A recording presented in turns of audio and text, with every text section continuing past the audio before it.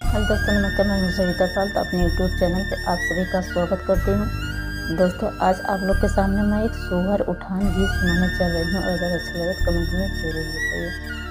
आंगना में तार नाचै, खिड़की में भावरवा नाचै, खिड़की में भावरवा नाचै हो।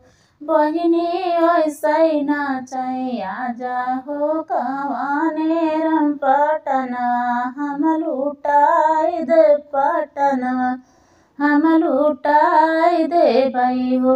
ओ बहिनी ओइसै नाचै, आजी हो कवानी दै पटनवा, हम लुटाई देउ पटनवा, हम लुटाई देबै हो। आंगने में तार नाचै, खिड़की में भावरवा नाचै, खिड़की में भावरवा नाचै हो।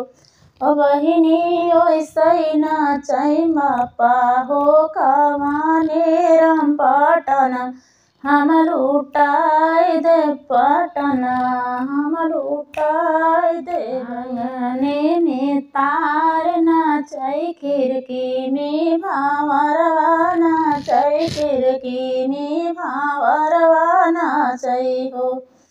ओ बहिनी ओइसै नाचै, पापा हो कवाने रम पटनवा, हम लुटाई दे पटनवा, हम लुटाई देबै हो।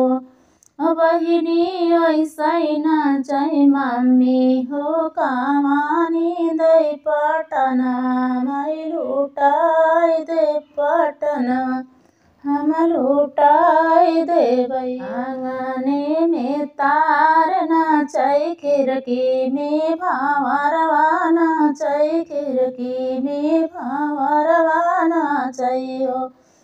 ओ बहिनी ओइसै नाचै, मामा हो कवाने रम पटनवा, हम लुटाई दे पटनवा, हम लुटाई देबै हो।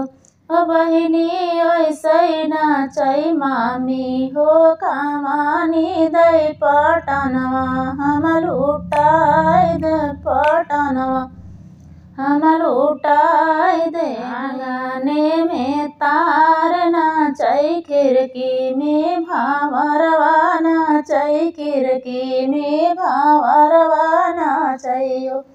ओ बहिनी ओइसै नाचै, चाचा हो कवाने रम पटनवा, हम लुटाई देबै पटनवा, हम लुटाई देबै हो।